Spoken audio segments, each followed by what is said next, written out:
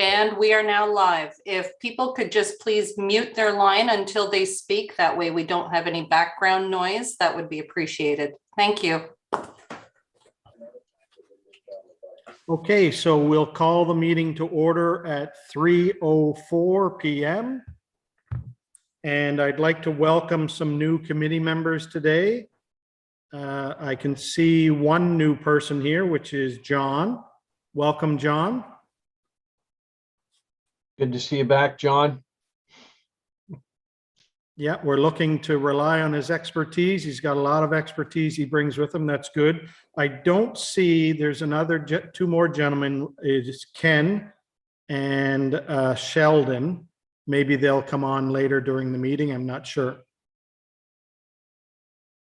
And John, just for you, probably new, I don't know if you know, John, have you met John Rohrbeck? He's a member that we have.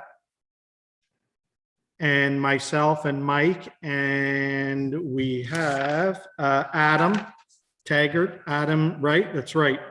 Right, Adam? Adam's from Lucy. And you probably... My only comment, Bruce, is that I asked John Rohrbeck to join. Oh, well, there you go. A So couple of years ago. there you go. He's So, a good man, I think. and you know Larry and Bruce, right? Oh, yes. Been around a long time. Good. Yep. Okay, so we'll go to the approval of the agenda is circulated. Be it resolved that the agenda for December 15th, 2021 meeting of the Grafton Communal Water System Committee be approved as circulated. Could I have a mover? I'll move that. John Logo, and seconded by John. John and John. Yep. JJ's. And any comments? Actually, I should not approve that because I wasn't at that meeting. Oh, that's, what do you say, Yolanda? Is that correct? I would That's agree correct. to that, yes. Oh, okay. And Pat, you're there too. Yep. Okay, so it'll be Mike. Mike will second it and John will move it. All in favor? Okay. And approval of the minutes of October 20th, 2021, Grafton Communal Water Committee meeting. Be it resolved that the minutes of the October 20th, 2021 Grafton Communal Water Committee meeting be approved. Can I have a mover, please? Mike, and a seconder, John R. JR. I'm going to call you JR. That's way I good. won't mix you with JL. Okay. Okay, seconded by JR. All in favor? Number 6, business arising from the previous minutes. Is there any business arising from any of the minutes? I have a question. Sure, go ahead, John. GeoCamp reminded the board recently that their recommendation was to pull the pump out of the MRF and test it, and then the water be sampled. Can you tell me if that's been done? Or are we accepting that recommendation? Guess I can respond to that. No, it has not been done. I think there's an expense involved in it, and we were trying to encourage the county to do it. And it hasn't been resolved yet. Troy, do you have a comment on that? I think you and Bruce were working on that with the county, right? Yeah, and I still am. It's not going over as smooth as one would think because it's a financial component to their budget. So it's still in discussions right now. They sort of changing leadership, changing hands a little bit over there. So I won't say it's getting lost in the shuffle, but they're looking at it and we're still on. You don't have any idea how much it is, Troy? I'm not sure what it, Bruce might have a better idea. I wouldn't know.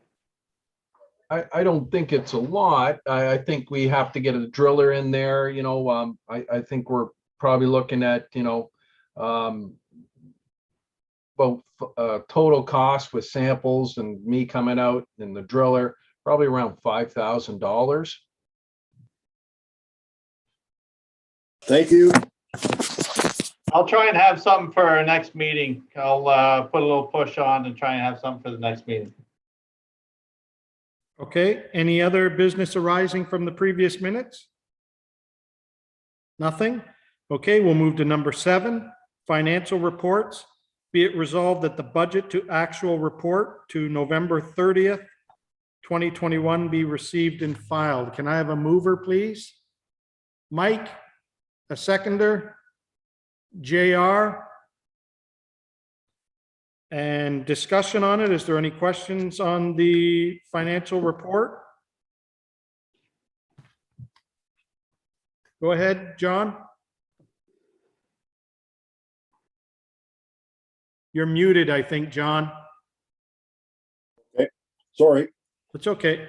The residential water revenue, is that $221,000? That's not as much as it was last year. Last year was 281, so I'm just wondering if that is up to date. Larry, are you able to comment on that? I'm not sure when the billing period, what day this was actually printed off. Because there's always a delay in the money coming to Grafton because of it's a bi-monthly billing cycle. Yeah, I would say it's not a year-end thing yet. So I No. would say at the next report, the next meeting, you'll have a better actual for comparison. I agree. Thank you. Our meeting's in February, our next one, right, Yolanda? Yes. So Troy, would it be safe to say then the February one, we'd probably have all the final numbers of everything for 2021? I would say it's safe to say that, yes. Okay. Is there just a question through to you, Troy? Is there any kind of rules or anything with invoices and that to be paid? Maybe Larry knows too, that they have to be paid by a certain date and into purchasing or into finance to be reported on? Like, is there a date in the new year where there's a cutoff that stuff has to be in or no? I do know with all our other departments around here, and correct me if I'm wrong, Pat, I thought it was like the end of January or something that we have to have all our department head invoices. So maybe that's the same, that'd be the same for all the way around. Yeah, typically it's about the middle of January to get staff time enough to implement all the invoices. Okay, good, thank you. And I guess maybe just one concern maybe to you, Larry, was I remember last year we had an issue. Sean mentioned there was, I think it was the company we got our chemicals from or something, that they didn't bill us properly or something, and we ended up paying in 2021 for stuff that we actually had in 2020 or something. Yeah, I think there was Brentag, I believe, right? I think that's where the issue. We'll make sure from this end that they have invoiced us for the whole year by mid-January. Okay, thank you. Yeah. Okay. And Mr. Chair, just to clarify, the budget to actual is only until November 30th. However, if we run the report in December, it shows a December date, but it is only to the 30th of November. So that's why the discrepancy. Okay, that's good. Thank you. You're welcome. Thank you for clarifying that, because I was going to ask a few questions on that, but I do have another couple, if I do, Mr. Chair. Sure, go ahead. The water consulting, that is, and these are expenses, that is way, way over budget. I know that you've been dealing with some issues, and I guess I accepted it's 38,000, but hopefully next year that will not be a figure quite like that. And my other comment is regarding line 72007, which is LC pump house maintenance. And I believe that's for overtime. And my question would be, is that emergency overtime or is that regularly scheduled overtime? And if it's regularly scheduled, how could we be $5,000 over $4,000 over.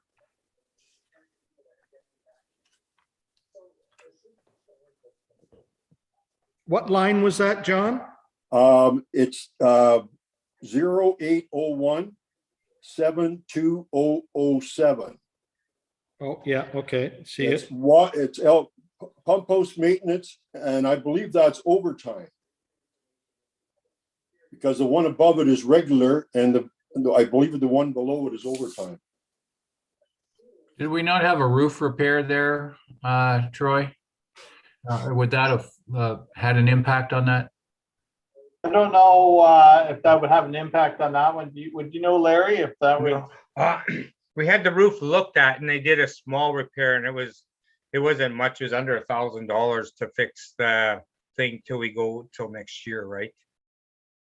But this is overtime, pump house maintenance overtime. Yeah, that's also what happened last year too is there's an increase in hourly rate for our staff per the union contract. Right, so that would have been absorbed in there too, and being with the checks on the weekends and all that. Okay, And last any year, issue and any issues that we've had, like of any overtime beyond hours. in 2020, the figure was 7,865 with a budget of $8,000, and this year it's gone up to $12,000 with a month left. I can look into that. And my final question is, it looks like there's been no capital spent in 2021, although we did have 3 projects identified. Yeah, I can answer that. Sean was supposed to be looking after those, and then Sean left in July, and they were not. They weren't even started. The only project that I've been involved with is the raw water header, and I'll talk about that in my report. Okay, so we can probably assume that some of these are going to have to be done in 2022. Yeah, especially the paving part by the bulk water station. Okay, thank you. Dehumidifier as well will have to be pushed out to 2022. The availability of that kind of equipment on the best of days is a month or 2 out. It's going to be even further than that, I would imagine, but I'll touch base with contractors to get the ball rolling. Okay, very good questions, John. Thank you. And just so you know, we have been looking at the consulting throughout the year. That's been highlighted to us, months and months ago. It's just the nature of the beast with everything that's been going on this year, right? That it's extremely high.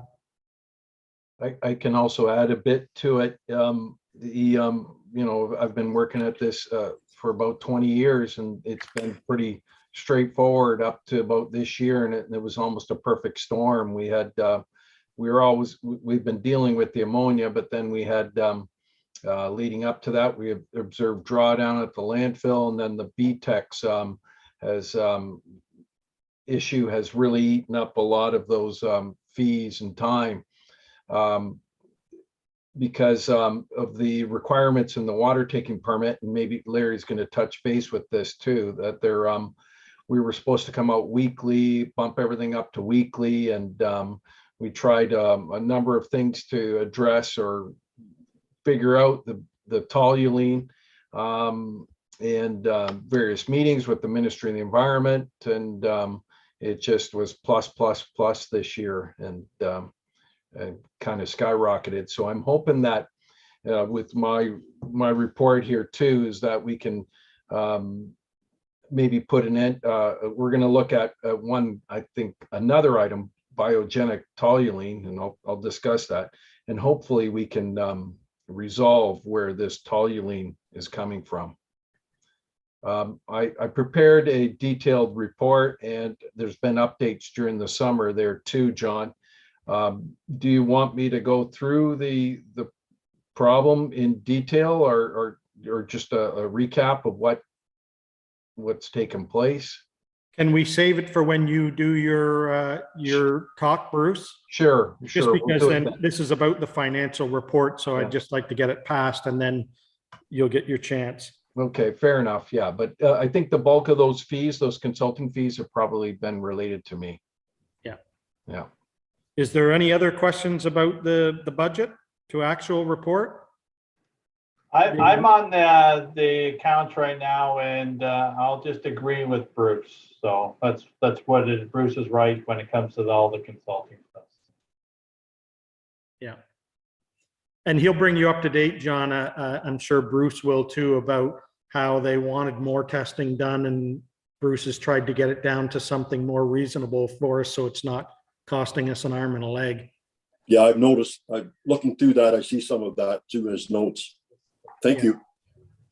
Okay, so if there's no more questions, all in favor?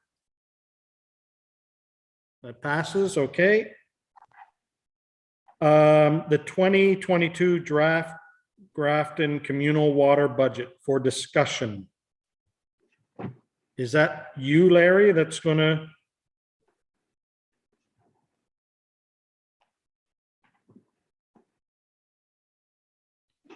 So, Mr. Chair, Yes, I asked, Question, Mike or Greg? sure. Go ahead, Pat. I asked Yolanda to put the draft budget on.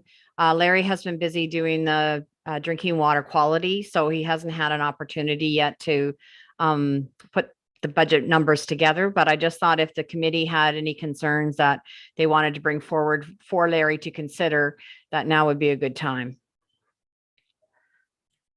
Okay, so Larry, I know John has brought up a couple of points, especially about the capital. So if you're looking at rolling those over, and with the advice of Bruce, hopefully we can adjust the account. Yeah, we'll bring that forward to capital, yes. Okay, and then with the testing and the consulting and that with Bruce, depending on, obviously there's still going to be a bigger cost this year coming up, Bruce, right? Because of the toluene, the extra testing. That's correct. Yeah. Yeah. So do you consult then with Larry to make sure that that is a more accurate budget number for 2022, or?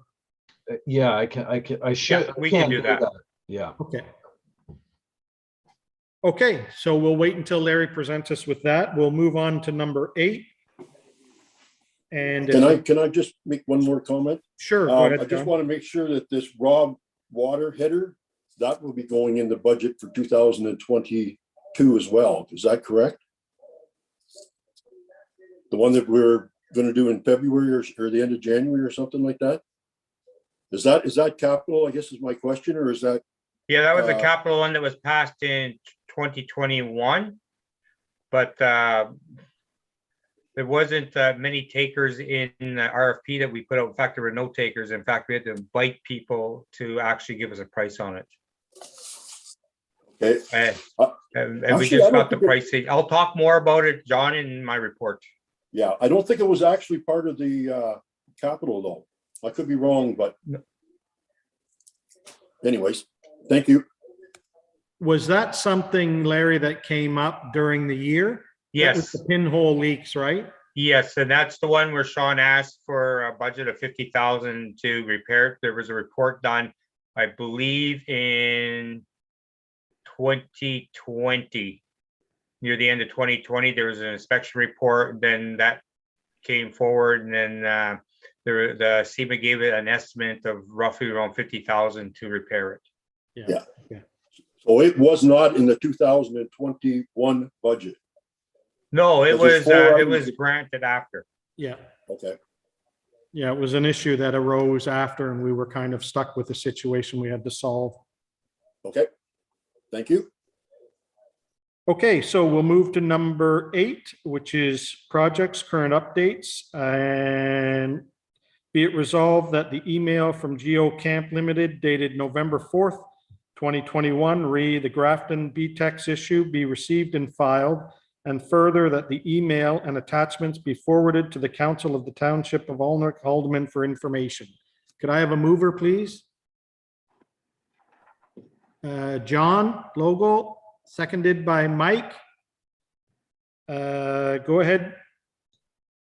Okay.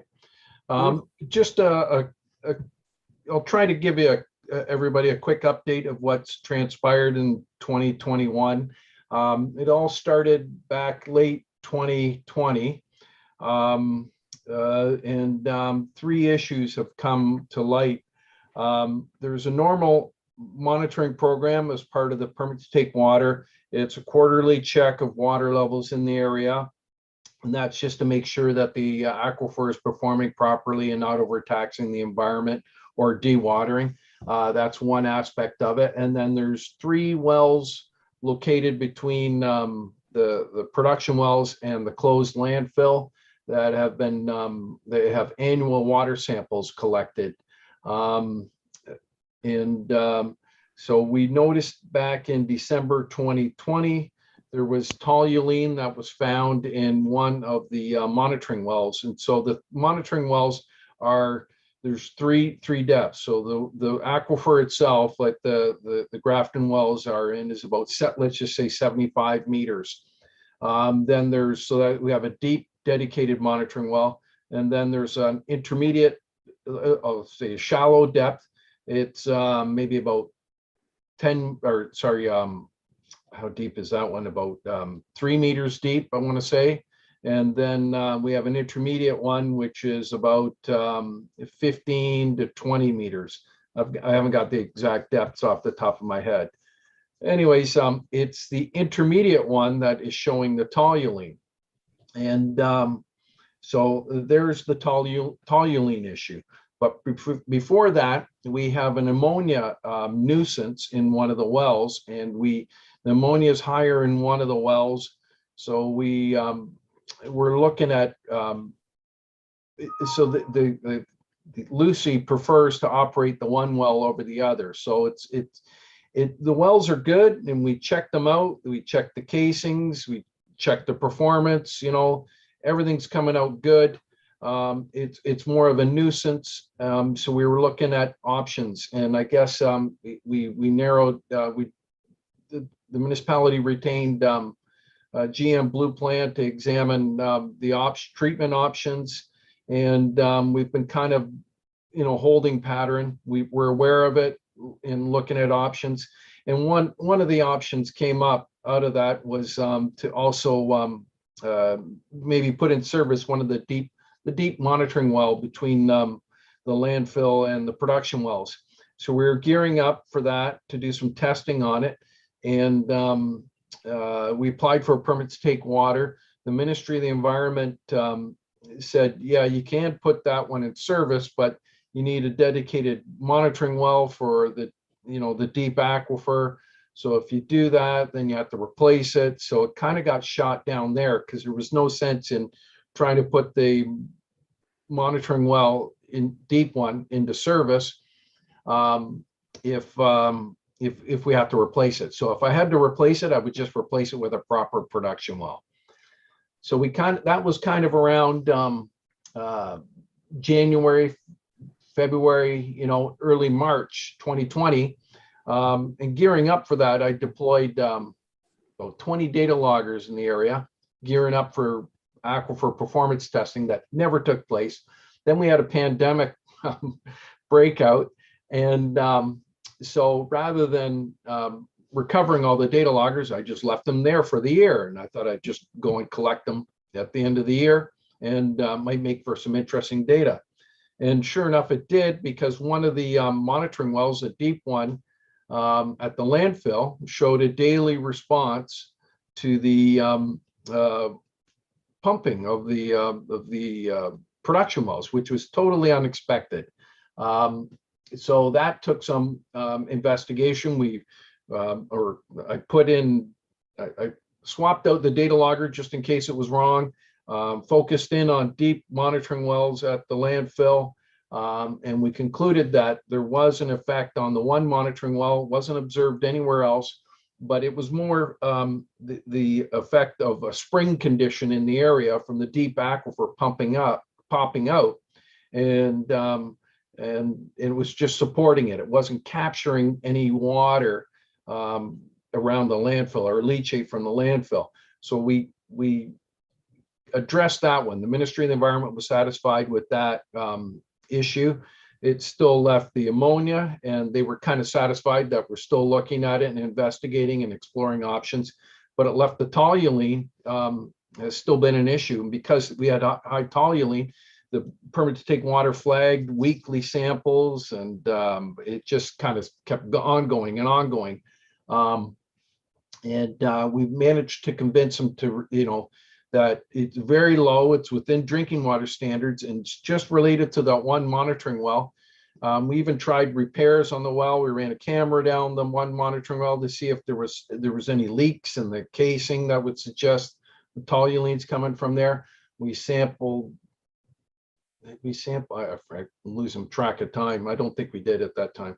I was going to say sampled an old test well, but I think we did that earlier in our ammonia investigation. And anyways, we made improvements to the monitoring well.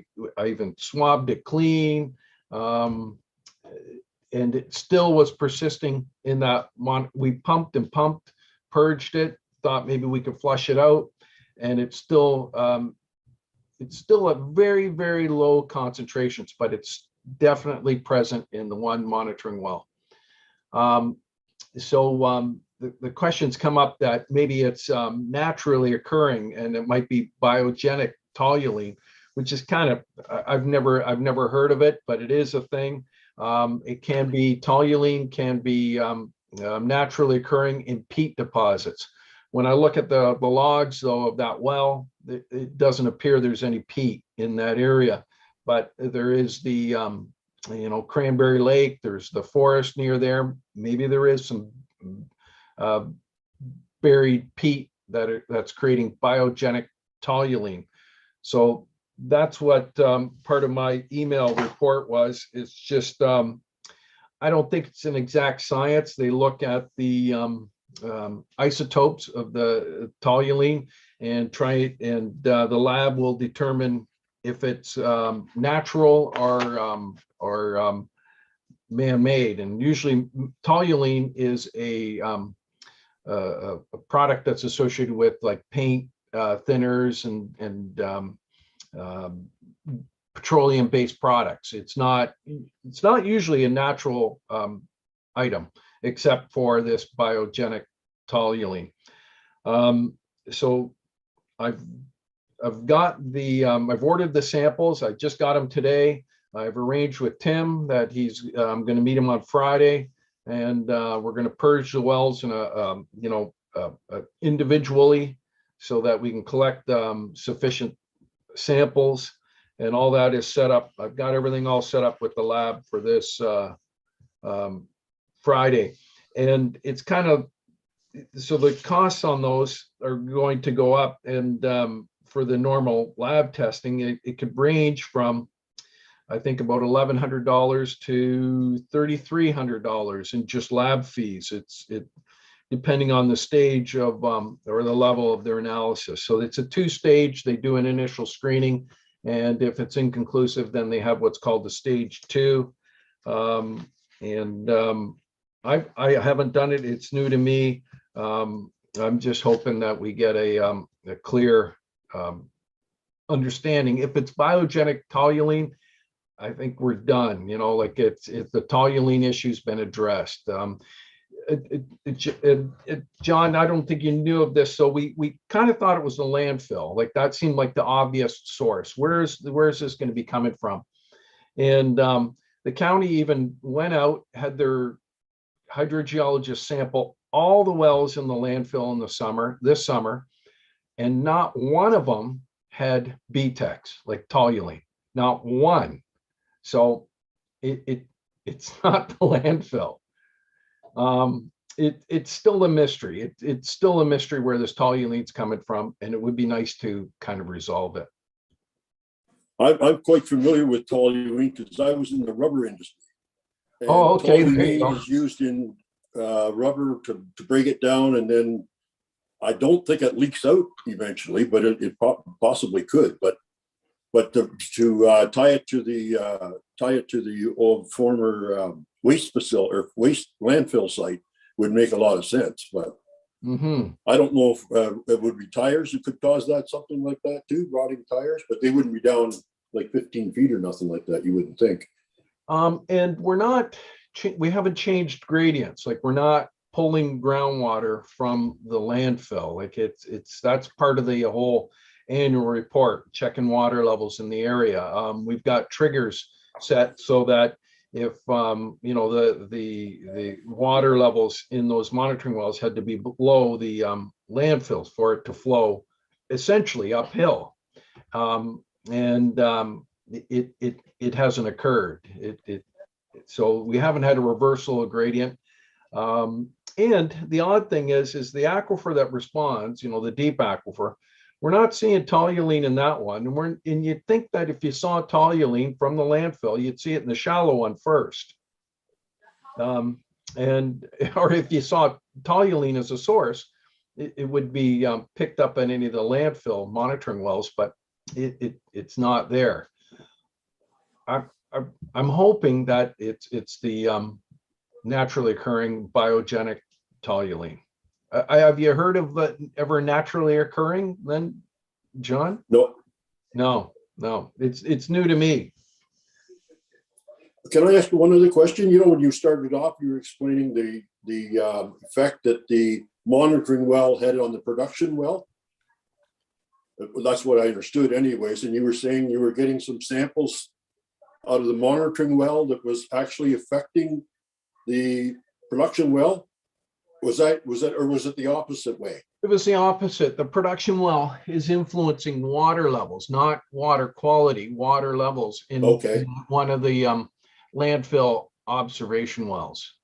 So if there was a demand for lots of water, you would see that affect the monitoring well. Yeah. Wow. Yeah. We've got 3 deep monitoring wells in the area. And it's like clockwork. You see when that well comes on, it goes blip, blip, blip. So the 3 deep ones, we have a deep test well that's next to the production wells, and it shows a response. Then the MRF is the same depth. It shows a response. The deep monitoring well, which is in the deep aquifer, it shows a response. So those are all expected, And we've been monitoring those ones, I think, since 2016. I put data loggers in. You can see the daily, blip, blip, blip. It just looks like a heartbeat, like the like graphs there for you see on emergency, shows.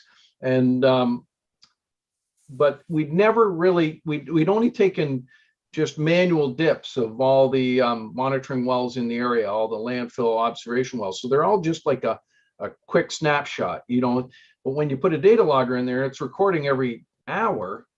You line up, you see this blip, and so then I focused in on it, and then I expanded it, and then I overlaid where the wells would come on, and it's a complete match, like it's a daily blip.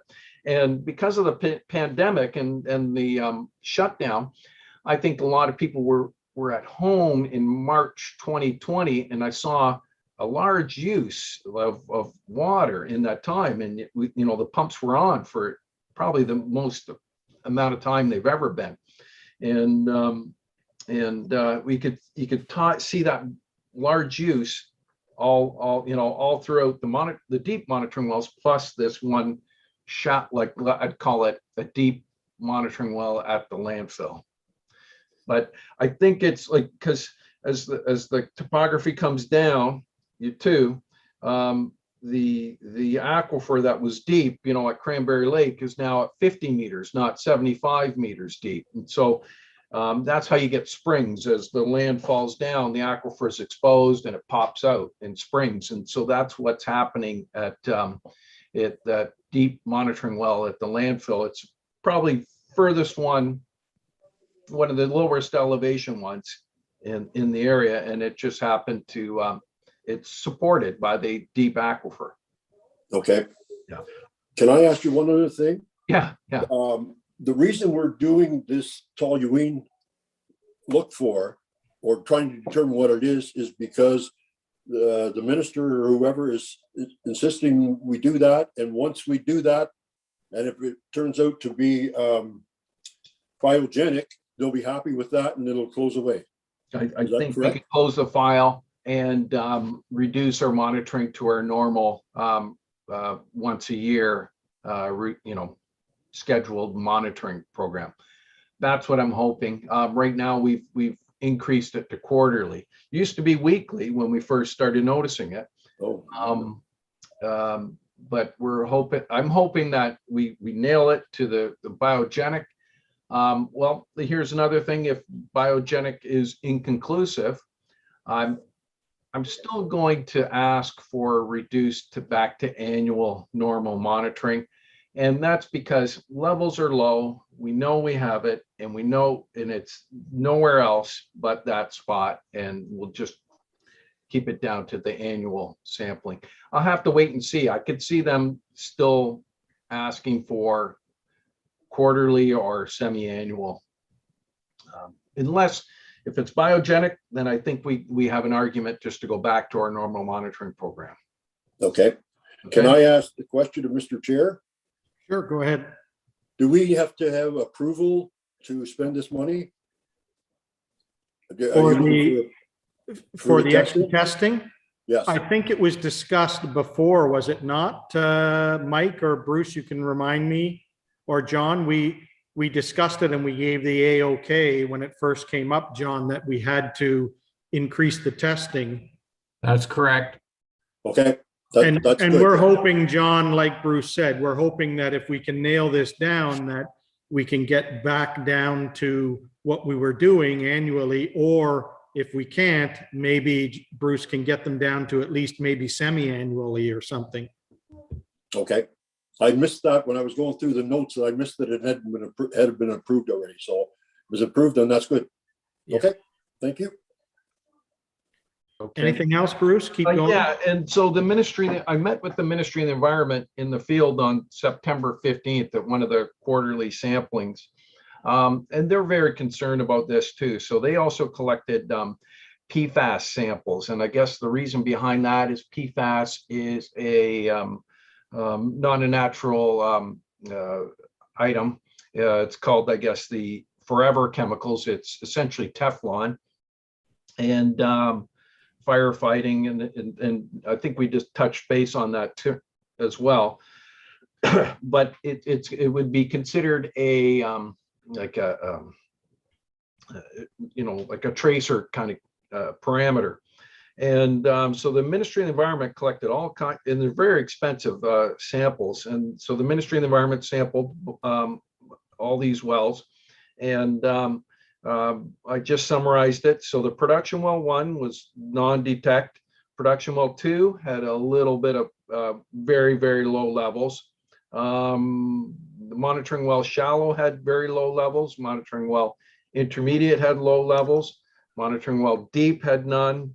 The trip blank had none, and the field blank had very low levels. But I guess the ministry concluded that it does not conclude the presence of PFAS because it's essentially everywhere. The low levels were so low, and they suggested no additional action with that. But we're doing new things. I normally don't collect PFAS samples as well. I don't know about you, Larry, if in your day-to-day, but it's very unusual to collect PFAS. And I'm of the opinion, I think because it's everywhere and all Teflon, and I think it would be, unless it's high, like say firefighting foam, I think it'd be very inconclusive. Anyways, that was just something I wanted to add, that they gave me an update on that. Now there was so that's my report. Is there any questions on the PFAS? Did anybody, the Ministry of Environment also gave a report, and I passed it along as well, but in a nutshell, no additional action. Very, very low concentrations.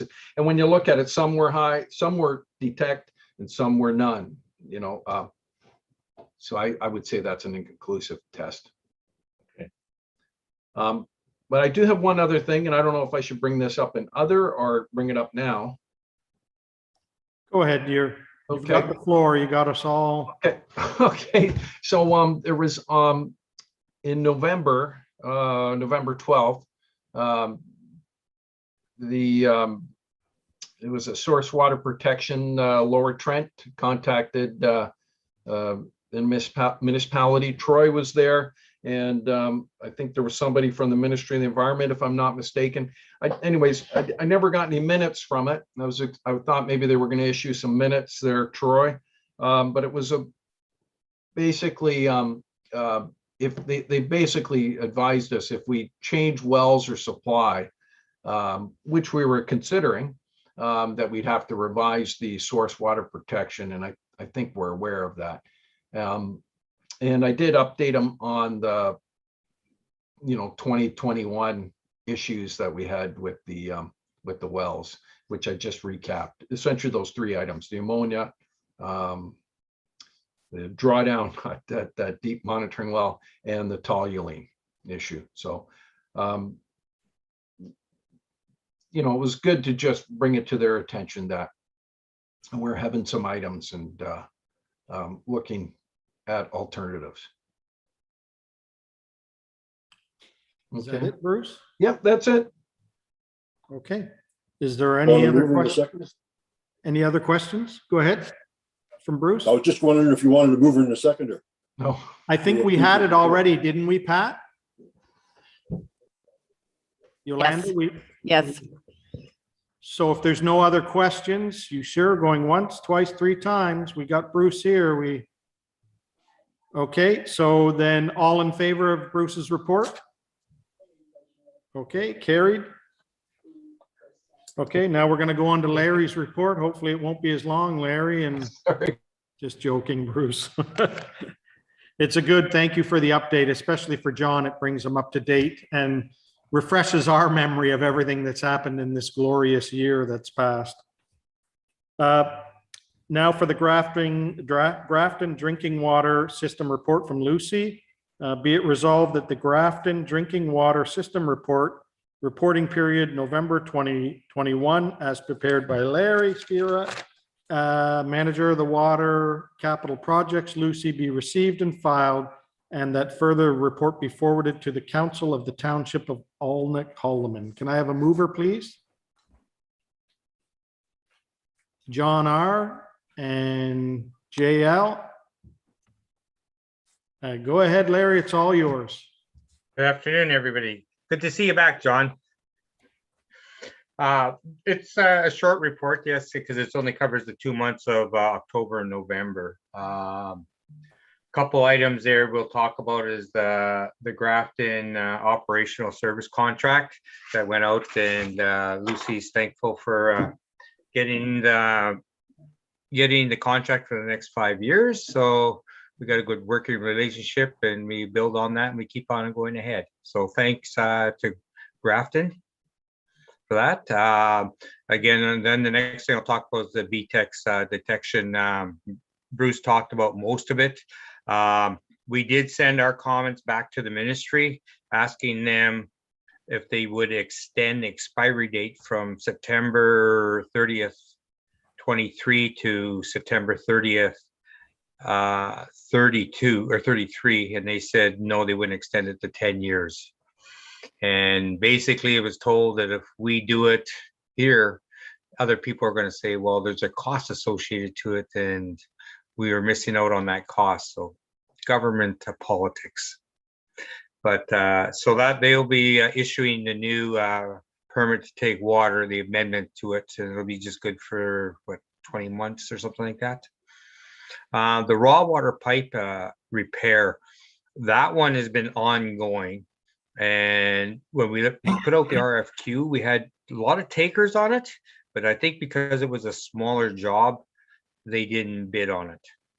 So then we talked to SEMA, and SEMA contacted 2 local mechanical companies in the area, and only one of them actually submitted a bid, and that was Lakeland Multi-Trade. And we just wrapped that bid up basically last week. And so we've talked with Multi-Trade. We're going to do the work in January. And so that hopefully we can get it done in January. Then I can get the final billing and everything done by mid-February so that it can be brought forward. and see if they can move a little faster on their invoicing. We'll push for that. But the good thing about it is, as everybody knows, in the winter months, the water consumption goes down. And with the way the system is, we'll have like 6 days of storage, but we'll have to take out the fire pumps out of service because the pump well that needs to be, the work to be done in, is the one where the fire pump is located. We will talk to the fire department and they'll make arrangements. Just on another footnote, last week we were exercising the valves and one of the valves malfunctioned closed, so we had to contact the fire department to not be able to use the fire pumps for a couple of days. We had a confined space with staff. We fixed the valve and now everything's working back to normal. And we were exercising that valve so that we could shut this high lift well down for the repair job. So everything worked out well there. Any questions on that one? No, Just a- straightforward. Okay, Question Mike. for you, Greg? Larry. So the issue with the repair, structurally, it's okay. They're pinhole leaks or that, right? There's no danger of in the next month or something of it actually Blowing becoming apart? burst, right? No. Yeah. No. We've put a couple of clamp band-aids on it where it was leaking a little more than normal, sweating a little more to stop that from happening. Okay.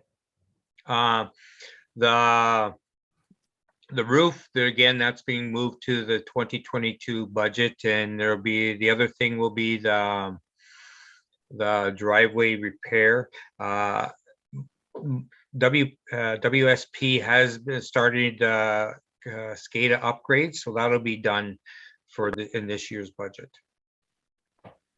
Hydrant flushing and valve turning have been completed for this year, and I would like to thank Adam and for getting his staff out there, and we've turned our required amount of valves and we flushed and winterized all the hydrants, so we're in good shape there.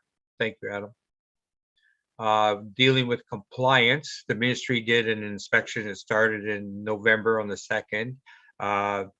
They wrapped it up and they forwarded it to Troy, the findings, and there was no non-compliance. But there was 9 opportunities for best management practices that we're looking at and that we will deal with. The rating will not be out for another 30 to 60 days. The ministry has gone to a new format because before, when they issued the reports, they would always give you a rating so you knew where you stood, but they changed their system, so they've now said it's going to be out later, and so we're hoping that we'll get 100%, especially since there is no non-compliance issues at all. So again, to the staff, I'd like to thank them, and that's for that. The drinking water license renewal, they back last year in April, the ministry, because of COVID and everything else, was falling behind on things. They issued us a temporary one that will go for about a year. So they're right now reviewing our initial application for the drinking water license renewal. And they have a few questions that they sent to the mayor, and then Troy forwarded to us. So we're responding to those to get the right answers to the ministries. So that license, we're hoping that will be issued by March, and then we're back on track. And another thing I'll bring up is, I don't know if I'll bring it up now instead of other thing there. On the weekend, we had a malfunction, a power malfunction, and we ended up losing pressure, and we have a BWA for Saturday, Sunday, Monday, and part of on Tuesday. We got it up and running. Staff were out flushing late at night. We were taking samples at midnight in order to make sure that we got everything to the lab in time. So we had to do 2 sets of samples, 24 hours apart. Usually that's 18, but the health unit wanted 24 hours apart. So both samples were taken at midnight, one Saturday night and one Sunday night. and everything went good. The two places that were affected were the fire hall and the MRF. So that came back late last night. We got results, and then today Adam finished off the paperwork and got a hold of the health unit, and Mr. Ivy rescinded the order, and we notified Troy and Derek here, and then we also put it on our social media, so everything's back to normal there. So Larry, a question about that. Were there any houses affected? No, On none. that? I Because thought there it's- was, and then I always thought those houses just beyond the MRF were on the system, but they say no, this water lines stop at the MRF. Okay, good. Yeah. Go ahead, Troy.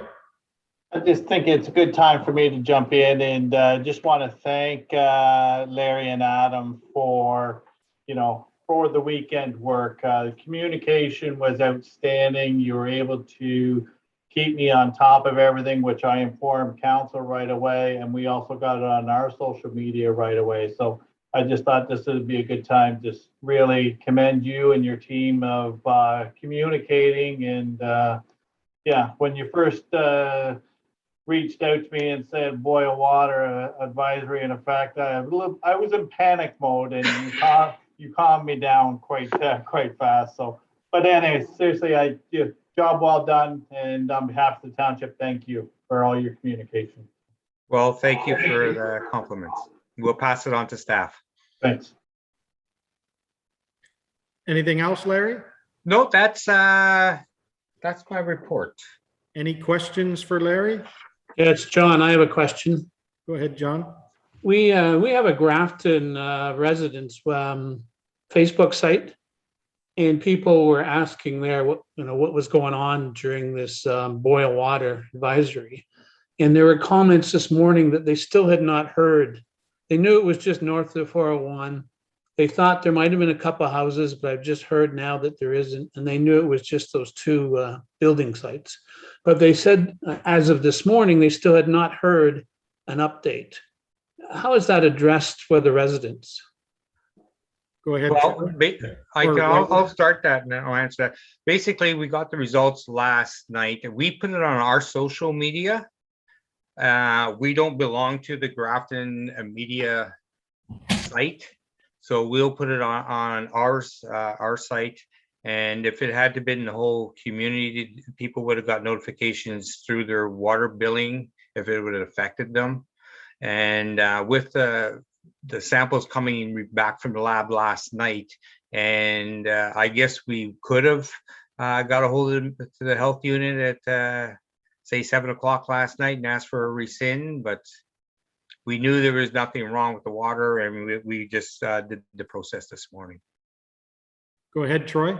I will say that we had it on our social media right away, and I know it was shared through other people, but again, I'm not a Facebook guy, but I don't know if the Grafton residents need to be friends or something with our social media or something so they can get that information. But I'll talk to our social media person just to see if there's anything that can be done so it gets out to the Grafton residents. As soon as we put it on, you guys get it. But, as soon as Lucy put it on, we had it on as well. So, but I'll talk, like I said, I'll talk to our social media to make sure we can get it to you guys on. If that is a good communication page, I'll make sure that information gets there somehow, some way. I also sat down with our social media coordinator here, and in the future, we will try to be as clear as possible. The other thing that we probably could have included and will in the future is that we personally went around and did door knocking and posted the boil water order at any of the affected locations. And we'll still do that moving forward to minimize confusion. Yeah, and I agree with John's comments. I think what happens, John, on the Grafton social media site, it starts to snowball, eh? People were talking about how many houses are involved. There's 4 houses, and even early this morning is the boil water order over for Grafton, right? And it was like people are thinking that it's involving the houses in Grafton and that, and they don't actually read that it was Edwardson, wasn't it? I could be wrong, whatever that was, and it only involved the two, but anything we can do to better communicate to the people. And like Troy said, maybe if the staff can monitor some of these sites, and sometimes I know in my former employer, they actually go on, if they belong to those sites, and make a comment, an official comment from the town where they can correct things or give them more information. Anything else for Larry? Yes, I have a couple. ahead. I just want to congratulate Larry and his team for item 7. It's always great to get a report back that you don't have any problems with your water system. And Thanks, John. the other thing that I'm just curious about is, Larry, is items number 4 and 5, I believe they were. Yeah, And- the pipe repair, yeah. Yeah. And the roof. And I can't remember the company, but there's a company out of Windsor that we did some consulting for the water system, and they That was provided GM Blue Wave. yeah. Remember, that's all started when you were the mayor and then the chair of the water committee. And this is where everything is still going forward with the testing. And this is where we now applied for a grant to get to drill a new well. This is what happened with all that. We did end up with, I believe, if Bruce can help me, I think it was 7 options that we looked at overall. And the best option was to get a new production well and then eventually abandon well 1. Okay, I'm familiar with that ammonia. study. Yeah. But that's not the study I was talking about. These people did a study that would say, this is how much you're going to have to spend on different capital projects over the next 50 years. I don't remember that one. It might have been done even before. It was done probably in 2015 or something like that. I'm guessing 14, 15. Well, And if it was done actually, in 14, I wasn't here. That was the asset management plan. Is that the one you're that's- talking that's- about? Yes, yes. Yeah, and- that was and it- done in 2014. That was before I was here. I started Okay. in May 2015.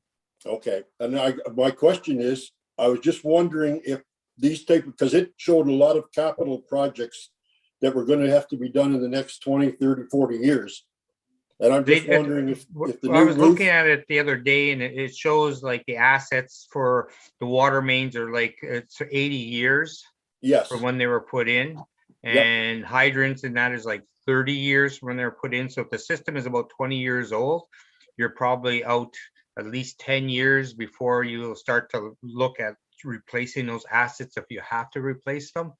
And I know the water meter one is also added in there, and I think it's like 20 years out. And we just put the water meters in, what, 3 years ago?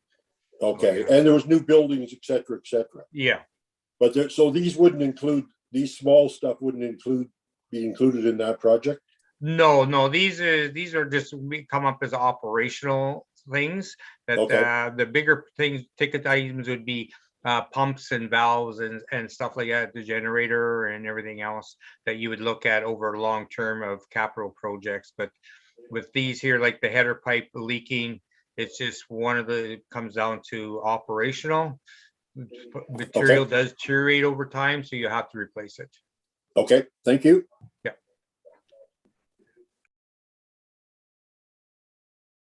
You're on mute, Greg. Yeah. Anything else for Larry? Well, I'll just mention that, just so John knows, and our asset management plan was supposed to be done already, but and it will have a lot of that in it, that will maybe answer some of John's questions. So I'm anticipating that I'm going to have that very soon, that I'll share to the group. Okay, good. All right, thank you, Troy. Okay, everybody in favor of Larry's report? We had a mover and a seconder. Thank you. I also wanted to say congratulations, Larry, to you and your staff and to Lucy for the contract. We look forward to working with you for the next few years. All right, we thank you too. Number 9, new business for future discussion. Is there anybody to bring up some new business? Go ahead, John. I was really just looking for a timing update, and I think we discussed it before, and I think it was in the new year sometime of the grant. When we think we'll hear on the grant application. I thought it was like February or March, but I'm just wondering, am I accurate in that, or do we have any more updates? Yeah, it's still the same. I anticipate early in the 2022 that we'll find out. So I'll try and do a little bit of research to see if I can get a more clear date for our next meeting or something like that. So that I'll share with the group, but it's still looking like early 2022. Okay. Okay, and next is the 2022 Grafton Communal Water Committee meeting schedule. Everybody had a look at that? Hopefully those dates, put them in your calendar. And it looks like the way things are going is 2022 is going to end up being on computer again. I doubt anytime soon we'll all be coming here to town hall like we used to. Yep. So Troy, make sure you book your holidays around all those dates, right? Do I get holidays? You get a week this year, don't you, coming up? Oh, Okay, and Sorry, Counselor Booth, if I could just intervene. Sure. Could we just get a resolution for the committee meeting the meeting schedule that was put on the agenda? Just a resolution to accept and maybe have the dates placed on the township website. Sure, can I have a mover for that? Mike, and seconded by JL. All in favor? Okay, passed. And the next meeting is February 16th, 2022 at 3 p.m. via Zoom. Everybody okay with that? And hopefully we'll have up-to-date financial numbers closing out 2021. And other than that, adjournment. Can I be it resolved that the Grafton Communal Water Committee adjourn at 4:06 p.m.? Can I have a mover? John R. Seconder. Mike, all in favor? Thank you very much, everybody, for attending, and everybody have a Merry Christmas and a Happy New Year. Thanks, everybody. Everybody have a good holiday season, and it might be a green Christmas, which will be okay. Yeah. Well, take care.